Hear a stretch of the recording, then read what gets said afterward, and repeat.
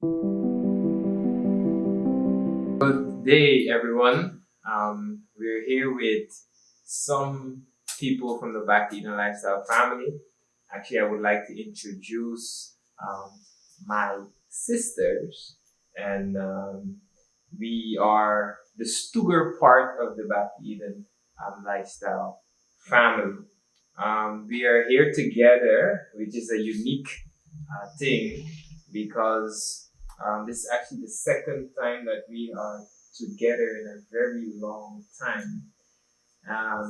And we actually came together because we want to address a part of the reason why we have this ministry. Usually, we talk about the success story, and many of you know about the success story of my dad who was able to overcome leukemia, who is still alive, who is doing well. But it came to our attention that, hey, we also have another part. What about your mom? Where is mom in all of this? So today, we want to address that. We want to talk about mom. What happened to mom? Where is mom?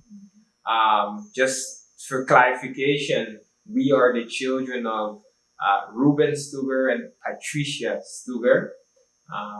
My dad happens to be married to a Patsy now.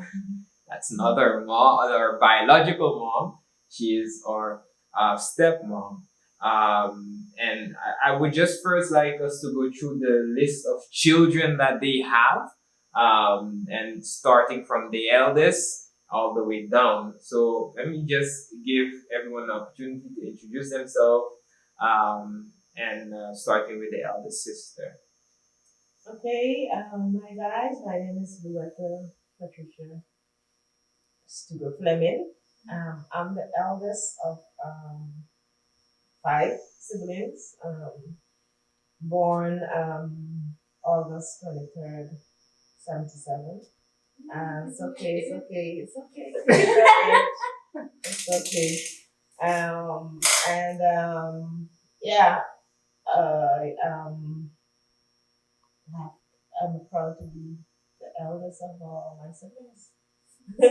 Okay, Yeah. that's number one. Number two. I'm not going to tell you guys how old I am, but I'm number two.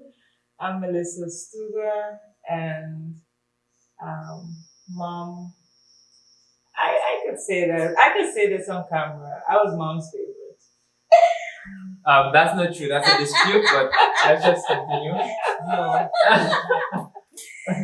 She's allowed to believe her theory. Yeah. Hi guys, I'm Odessa Stuger Cook. I'm the third. I'm in the middle. Yes, it was always a busy household, and yeah, just glad to be here with my siblings here after a long while and have this opportunity to talk about this topic. It's a tough one, but it's very good to have these kind of conversations on and off camera. So we will do this at this opportunity on camera. Hope that somebody will be encouraged, learn something, and be blessed. I am Roslyn Sugar Brookson, and I am the baby girl. So, indeed, they were hoping to get a boy at this point, but yeah. Actually, at this point already. At this point. I didn't mention my second name. I'm Rubina. But yeah, I showed up. So I had them wait a little longer. So happy indeed to be here, and it's good to reflect. And mom, you can see having to handle all of us. She was a strong woman. Yeah.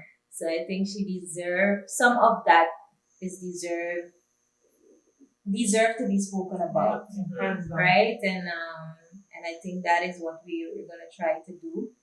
Not in a way that like we, some people have this special thing that they do for the dead. That's not what we're about. Absolutely not. We know that the dead knows nothing, and we know that she's asleep. And our hope is always that on that resurrection day, that we will all be able to see her. For her prayers kept us, and it's actually because of her strength and her faith we are still where we are. So it's definitely deserving of this conversation. Definitely. So I'm the youngest. I'm the only boy, as you can see. Favorite. Thank you, thank you. You heard it right. I didn't need to claim it. But indeed, so I'm the youngest. Ruben Stewart. A lot of pressure there because my dad is looking for a boy for me, which I haven't been able to provide. You guys know I only have 4 girls. She's having all the boys for me, so it's not working out quite the way it should. But to God be the glory. This is the family, and probably the first question that many of you may have is, why are you guys doing this on camera? Couldn't you just go in a corner and talk about this somewhere? Yeah. Which we have a bit, indeed we have, but not in the extent that we're planning on doing now, right? So maybe for one of you can talk to that. Why are we even doing this? Because this could be a potentially very emotional topic. It's very dangerous with 4 women. You were just but Men tend to be emotional. men tend, especially men that are the youngest of 4, right? Yeah. You had 5. I have potential to be very emotional, but we'll try to keep it dry as much as possible. But why did we decide to do this? Well, I think no, we did speak about our father and his health experience, and it will only be right for us to also shed a light on how things may not always turn out the way you envision it when going the natural path. There are good and bad sides and results. But all in all, I think just a memory of who mom was to us, what she meant, bringing that alive and letting people know about her and the struggles that we went through with her is worth talking about. In light that we did speak about that. So, yeah. True. And the reality is that both our parents opted for the natural path, natural route, and in our experience, we saw both results, and it's only right to talk about both sides and the possibilities. Dad survived, mom didn't. So what are the lessons? And I think it's all about the learning experience, and we learned a lot from both of them. So we're just sitting here going down memory lane, but also sharing with you the journey that we were on. You can almost feel a little one-sided if you only mention the positive side and only, even emotionally, only speak about dad because it went well with him, and like not even mention mom because it didn't go the way we hoped. So that of itself creates a very healing and place to be able to speak about her, because we are products of Ruben and Patricia. And the platform is to open up that conversation and hope also that we could touch lives, that someone that is viewing this, that you could bring some hope or, share our experiences. Someone may be going through the same thing or has gone through this. So by sharing this experience, we may able to relate to some persons. So yeah. And one of the reasons why also what I would like to add to what was already said, one of the reasons um, that we need to speak about this is because everyone know by now that we are part of a ministry, right? And because of the two experiences that we have chosen to be a part of this ministry.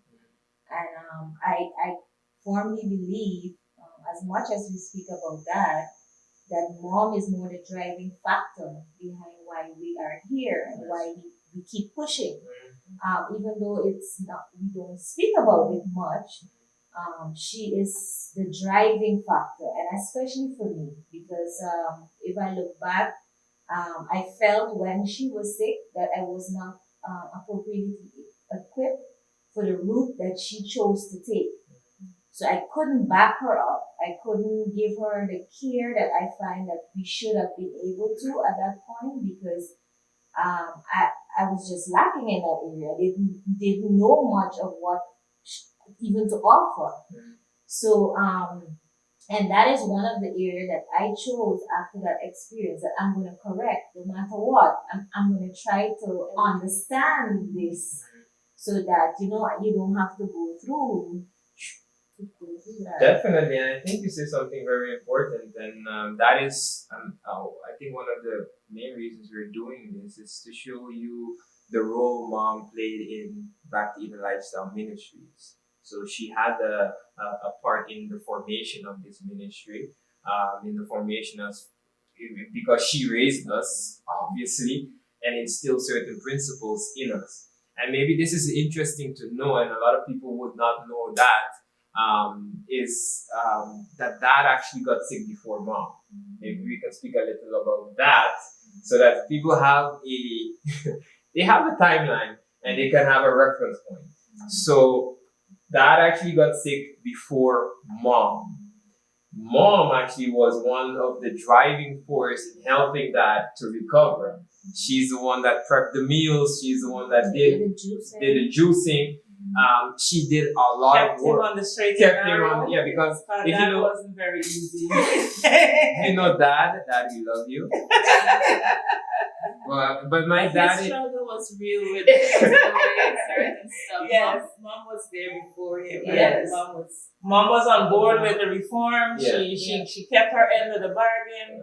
And what I like about her too, because she was so willing to live up to the things that she studied, she was convinced of, right? Because you could see that even with the meat eating, we weren't convinced, and we were still eating meat, and she was not. She was the only one that decided, guys, this is not good for you. I am convicted of this, and I'm not going to partake. And we were still, trying to. Yeah. Yeah, we were back and forth. yeah. Because, and this is where I want us to really form this story, because indeed we were brought up in an environment that should have made us more aware of our health and making certain choices that are healthier. But we found ourselves when parents got sick, not really educated sufficiently. Even with that, it was actually the first go around. And it was, I believe, for us all, a wake up call. This thing is real. It's the first person, I think, in our family, close, that got sick. And we can talk about the other side, because we have to talk about mom's sister. But when I say close, it's a direct family, right? And So- we're pretty close knit. I mean, growing up, we kind of always together. So relatives will get sick and people will die. So, but impacting the family Directly. the nucleus, never happened. Never happened. And that, I believe, if we had little seeds sown here and there, but when dad got sick and he had to make this change, for me at least, I can speak, that was for me the point from, okay, Dad, we are doing this thing together. Because then is when mom actually she had to change up the whole meal plan, what we eat, and everybody was going to eat what Dad was eating. But mom wasn't going to cook three things for different people in the house. Exactly. So that made the transition for us, at least for me, it made it easy. Yeah. I think you were still at home. I was still at home. You guys were out of the house by then. So for me, it was like, okay, cool, we're doing this, that's it. Or else I have to start cooking for myself. Or you starve. And I didn't meet my lovely wife as yet. So indeed, it was either you cook or you starve. And I didn't have an issue with it because you were confronted with this thing that's of death being and you wanted to support the and process. you wanted to support that. So Yeah. And mom was an excellent cook. Yes. She made vegetarian. Yeah. She didn't miss She anything. made healthy form. It was a breeze. Yeah, she was always the standard. So when you're cooking something, you have the other one taste and say, did it taste like mom? Her cooking was the standard for us growing up. She make onion and rice taste good. No, definitely, and I believe even in that, and there's where people don't, and it's a good thing we're talking about it now because, for example, we have Sabor del Eden and we have these cooking, but to tell you guys, my wife cooks a lot, but who do you think was the form that is she got? We had our school. So I believe my wife, if you speak to her herself, she says she probably should have spent a little bit more time because she could have learned more from her. But the time spent, my mom, one thing she wanted to make sure that whoever I married could cook for her son. So that was something that I believe a good job was done in getting that information over, and she was around enough for my wife to take over a lot of the things that were taught there. And my sisters are excellent cook. With Dessa, she is. I think you like doing it more than others. I feel connected to her in a lot of ways when I'm in the kitchen. Mom will do it like this. I can remember growing up being. You said you were her favorite, but I was the one that was mostly in the kitchen with her. Anyone that Joplin can attest to it. My husband also says that you can manage that. I was there when she was making her rotis. Anything she was making, I was there. So I love the kitchen. I saw her do a lot of things. I learned from it, and she was great in the definitely culinary. It was really a gift. Exactly, and so I think that we can already start to establish foundational for the cooking. If you enjoy the food, mom played a role in that. That's homemade mama's cooking that we were brought up on. Bread, my brother-in-law, Etienne can attest to that. Who we think taught Etienne the bread baking? Mom. And I believe he would want our own session to speak just about that and how mom impacted him with that. So mom had a lot of influence in a lot of things that we are doing even now. And that is it's a legacy that is whenever we are not around, that's what we hope we can see that our children do. You leave something behind that they can carry from one generation to the next, and I believe that job was accomplished. Let's now transition into the disease or the journey, and because we don't want to talk about that. We already know where that was. That got sick before. Mom helped in that process. Dad recovered, and a few years later, mom got sick. Right. But before mom got sick, and I alluded a little to it. There were things happening in mom's family, which was far away for us, so it didn't feel like something close by. It honestly, with me growing up, I wasn't fearful that it would come to us. I never really thought about it. But maybe one of you guys can speak to it. What was happening with mom's sisters and her family? Well, there were five sisters, and well, mom had four sisters, so she was the fifth. There were five girls. Let's see if y'all know your and family. three boys. First sister is what? First sister is that's Angela. Okay. Yes. Second sister. And then Auntie Desiree. Third sister. Third sister will be mom. Okay. And then we had Deborah.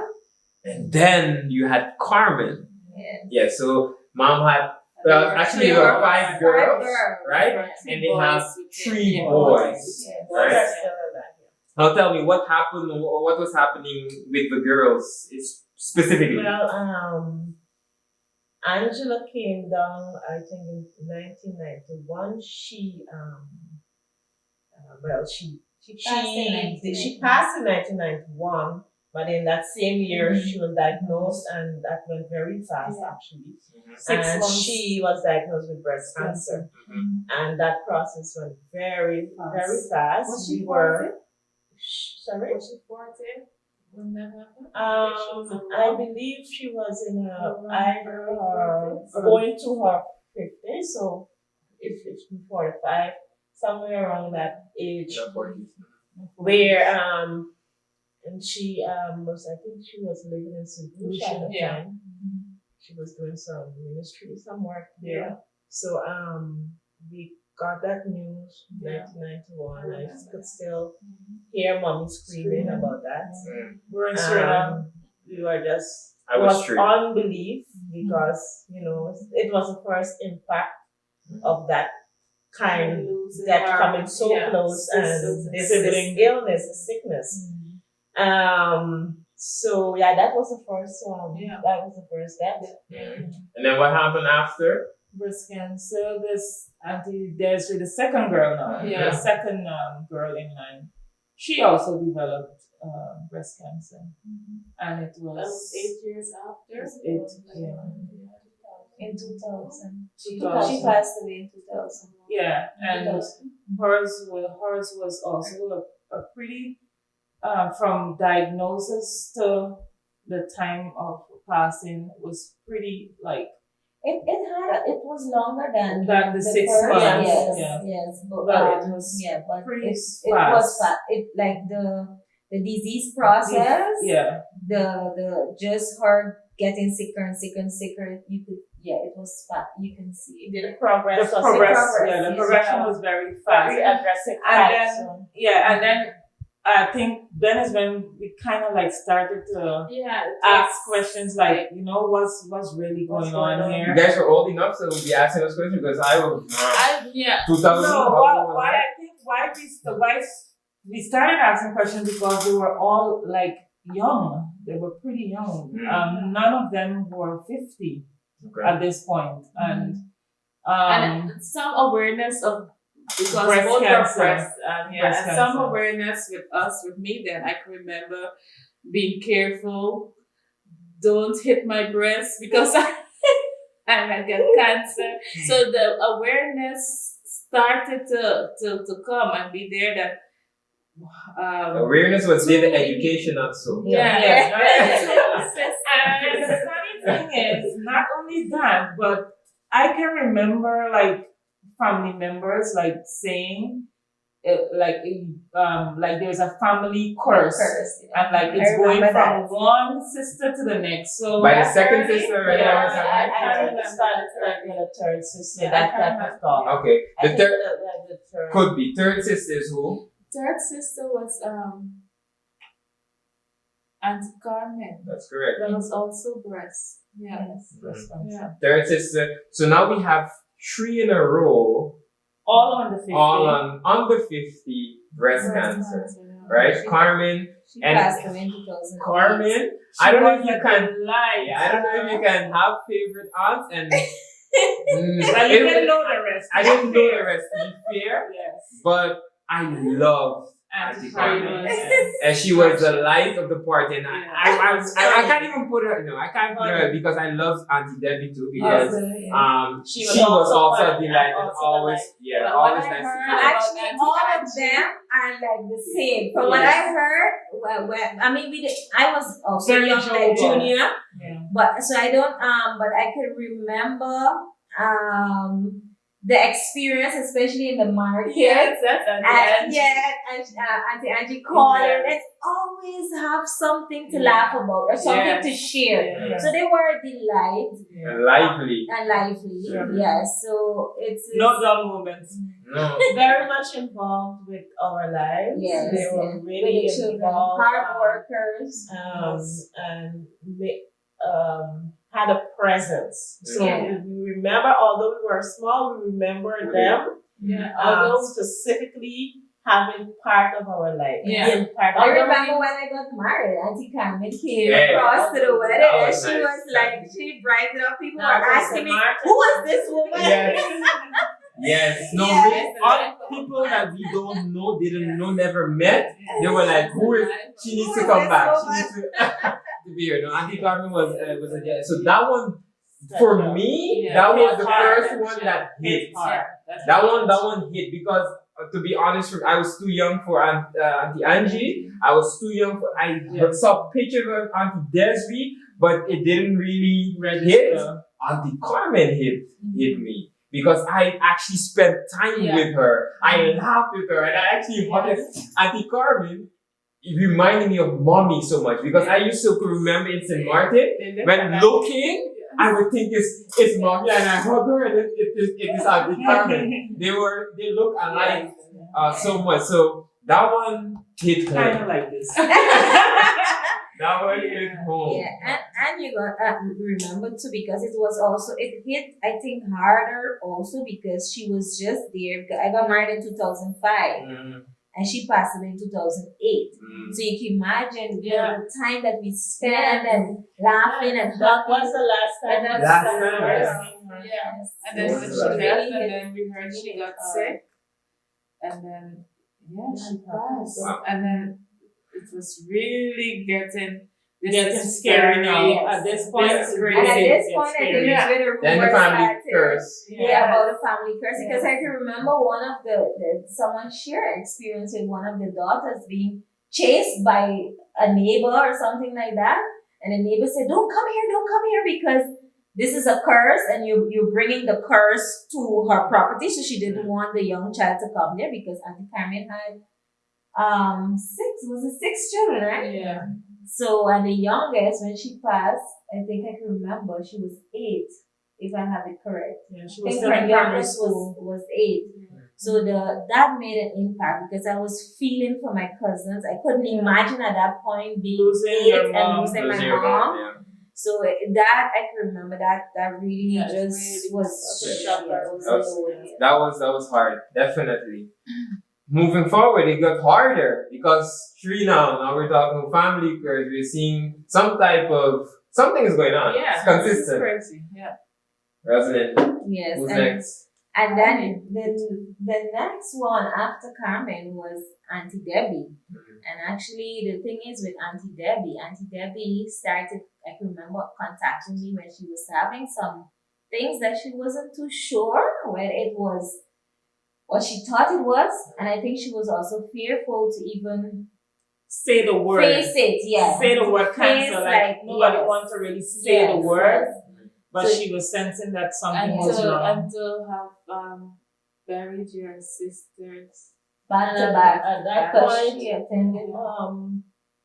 Granny was. Yeah. Granny Yeah. We're just going to say that because indeed, Granny just died as well. And so After they lost their mom after Auntie Carmen. And actually, God in His mercy, because Granny could not handle another loss. Yeah. And she said and it. she said it. She said she's not burying Yeah, another child. But I think Auntie Debbie already had symptoms She was, of what Yeah. something was off, right? Yeah. But she did not communicate it to Granny because she knew that would have been the last straw. So even that sorrow, I believe, expedited her. Auntie Debbie's Yeah, situation. because Auntie Debbie was very close So, also. for with but I the think the mom. mom too, because she nursed all three of her daughters Yeah. prior to their dying. Yeah. So it really took a toll on her. Yeah. Wore her down. Yeah. Because of course it's unnatural to have to bury children as a All the mom. girls, yeah. You know, normally they you know, A parent goes before parent the goes child. before the children outlive their parents. So it's really, this is really hard, you know, to nurse. It's something that she did willingly. She wanted to do that. But it took a toll. It took a toll on her. And she was of age. Yeah, she was And 72. I think 72. Well, what I can remember. Maybe I don't know, but I think she was 72. She was the eldest. She lived older than any of her daughters, which is something very very sad indeed. So Auntie But Auntie we're talking Debbie, about Auntie Debbie complaints weren't with her breast. She was complaining of abdominal pains. She was known with uterine fibroids, so she thought it was related to that. But she has a background in the medical field, so she knew that some of the things that were being said, it wasn't. She don't think that is it, and I think also because of the history, she kind of felt that she needed a second opinion. So And when she we was were a lab discussing, technician. yes, so when we were discussing it, I agreed with her that she should indeed go for the second opinion, and there is where she found out that she had ovarian cancer. And Stage at that 4, at that point we started to do more research into this. So we knew at that point that ovarian was linked to breast, so that there is the same type of cancers.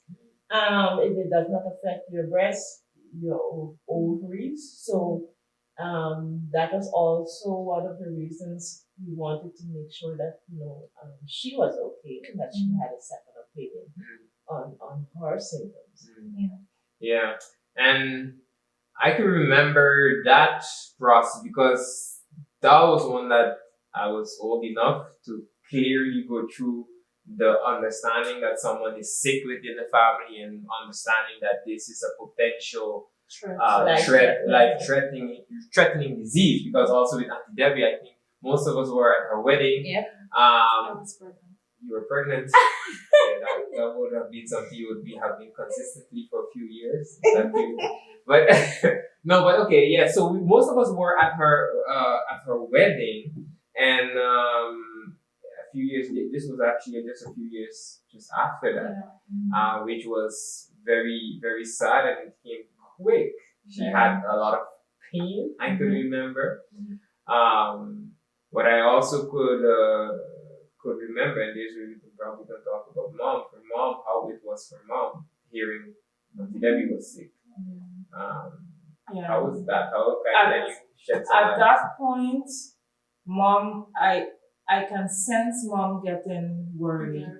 She started to get nervous because I remember when she went home to bury Granny. This same, I mean, in I don't know if it's a Guyanese thing, Guyanese culture, but they have this way of believing that, like, there's something in the family that is being passed on, and we should address it. And they firmly believe it was something spiritual.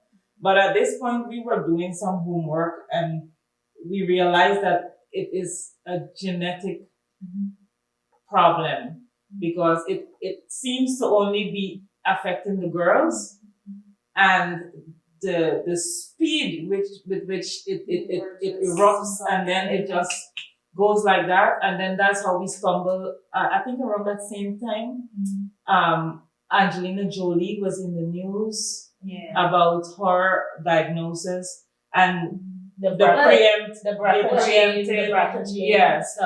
And so that's how that conversation started among us. And then we were being encouraged to get ourselves checked. Was that conversation started with Auntie Debbie, or did it start after mommy? I think I think it close. started after Auntie Debbie in between because I remember they were asking mommy to test. But mommy didn't really want to be tested. So mommy that's also something with mommy. That we probably should shed some light on. Mommy don't like tests and doctors and Yep. don't touch mommy. Yep, because she was very, very suspicious. Of everybody and their mom at times.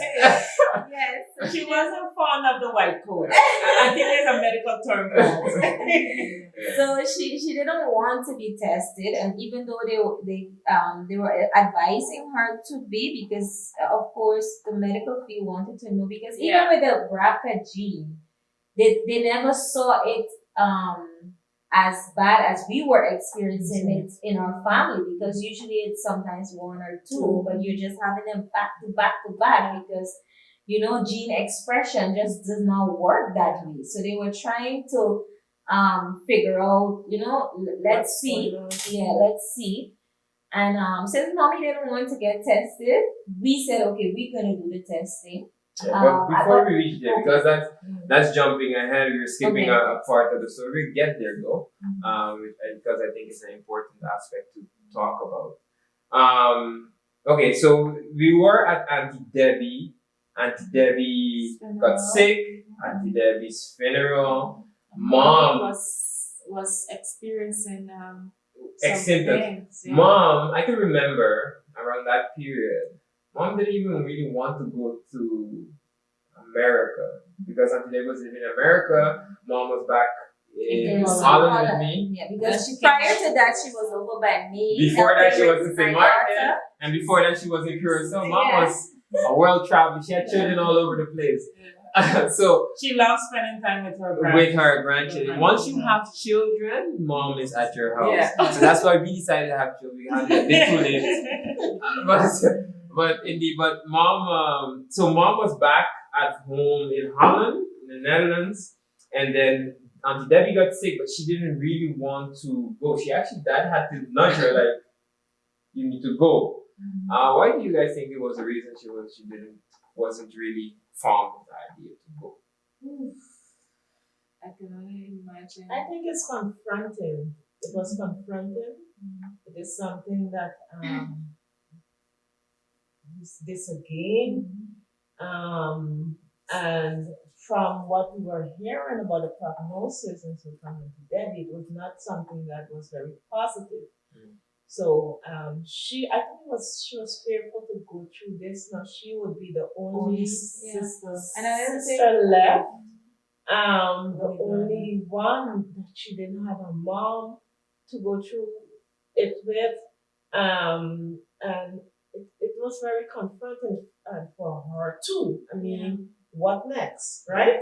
You guys can imagine it. Budget wise, I think that for you girls, it might be easier to do that. Imagine 1, 2, 3. I don't want to do it. That's not going to happen. But you being so low, how that would make you feel. And we have to remember that prior to this, she was also nursing dad. So it's like stress after stress after stress. She just buried her mother. And in between, granddad died too. Sometimes we forget all of that.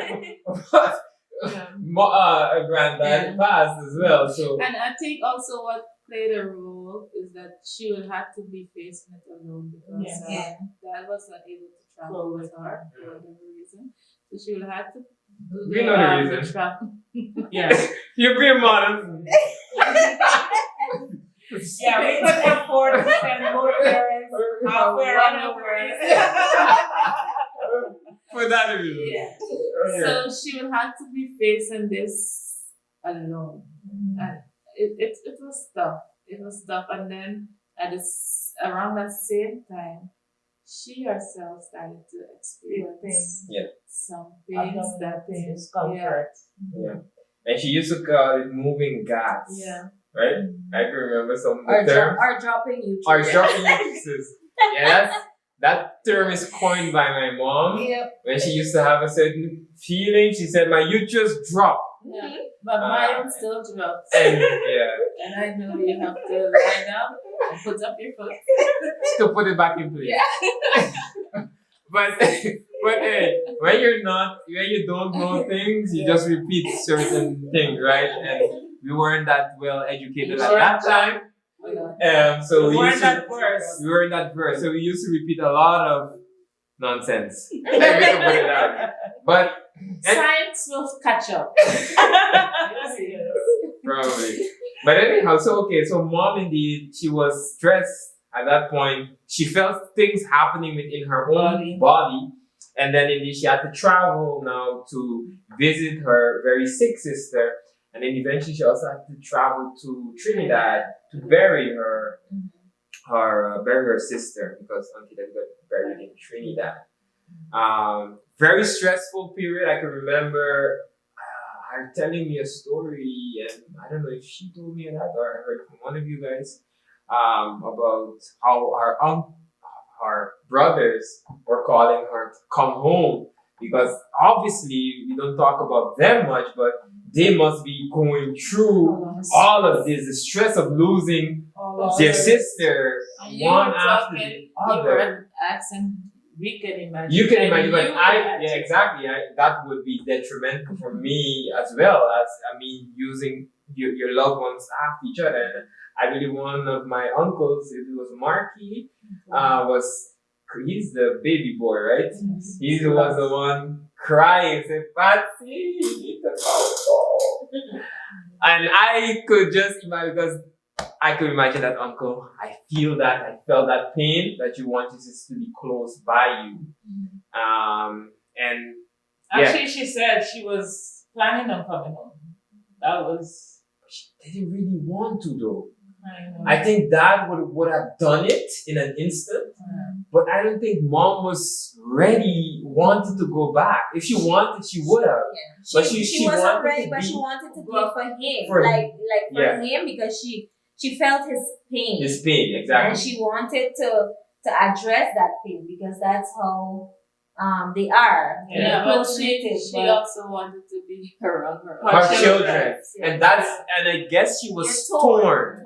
Because indeed she wanted to go by her brother to be close, because time is of the essence, and these deaths are taking place with them being in different places. So they're not able to spend time with each other, and you're just losing family members like that. So that of itself hurts. It's like, let's be together at least, and then we could look back at we spend the time with the ones we love. And I think that is what was hurting a lot at that time. And had mom torn, but anyhow she came back to the Netherlands. Before she actually came to the Netherlands, she was over in St. Martin, because there is where we took her to the doctor. Yeah. Where was she? Yes. Tell us a bit about that. What happened there, Lou? She was there for your wedding? Yeah, she was there for my wedding. At that point, she was spending some time in Curacao. Yeah. Right? When she was in Curacao, and then came to St. Martin, but I think I had a business trip to Curacao and met her there after not having seen her for a while. And when I saw her, I was a bit in shock, because she had lost a lot of weight, and you've seen her face and her eyes, sunk in. And it just reminded me of the images that I saw from her sisters. So I was at that point I wasn't aware that it had progressed so far already, that it was physically visible how sick she was. So she came over for the wedding. We had a wedding, and that point, that was in 2012. At that point, I thought, saw a doctor. Yeah. I actually gave her an ultimatum. I said, Yes, she was literally forced. The two of us kind of like Yes. walked her like Yes, side we by took side. her. No, actually, what was I think I was you there. were there. Junior was there. I was there. We kind of took We her kind of to got the up doctor on her because, because she didn't want a to. gynecologist, yes.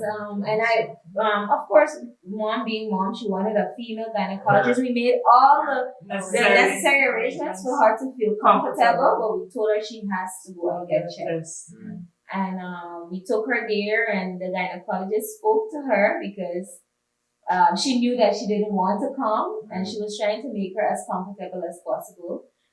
She was even looking at her, looked her in her eyes, and she said, "She don't look sick to me." And we were like, "Oh, we still need her to be checked though," because that would be like for her a way like, okay, bye. So no, so she went in, and we were there standing, and you could see even on the face of the gynecologist that she was just shocked to what she was seeing. You could just see her like she was there, and we were like, "What's going on?" And you could just see that, and I think all of us too, we were there just like. Yeah, we were hoping against all hope, odds, even though we seen the physical signs of her being sick, we were still hoping against all hope that. Yeah, because we were trying to link it to things that she was linking it. She was like, it's stressful. Yeah. She has been up and down. She just buried her sister.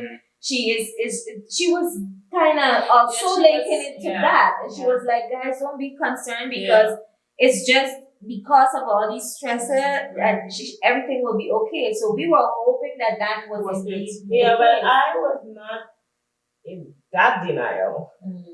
I kind of already knew what it was before I got the actual results. Because I've seen it in the Debbie's face. I saw the signs of death. The look of death. The look of it. It was so I started to prepare myself at that point for those results, and she was in a lot of pain. Yeah. She was experiencing a lot of pain at that point. And can I ask you a question? Yeah. In your preparation at that time, you were preparing for that, for the results. Did you have were you also preparing like a plan of approach in your head at that time? Approach towards if the result would have been what you already are suspecting? No, what I well, because of how mom was taking it, I mean, she was totally not accepting this reality. So when approaching that person that will be in denial about this, you have to move with caution. So I did not approach mom like that. I was more, okay, let me see what I have to do to prepare to help whatever we have to do to help her get the help that she needs. In that way, not about having a conversation. Yes, no. We all knew at that point that mommy was all about the natural remedies because at that point she had experiences of the other sisters, which none of them actually. None of them actually did chemo, right? No, I can't remember. I'm Debbie. not sure. Auntie Debbie had surgery. She didn't have surgery. Even though it was advised that she do the chemo and the radiation, she didn't want that, but she did the surgery because of the pain.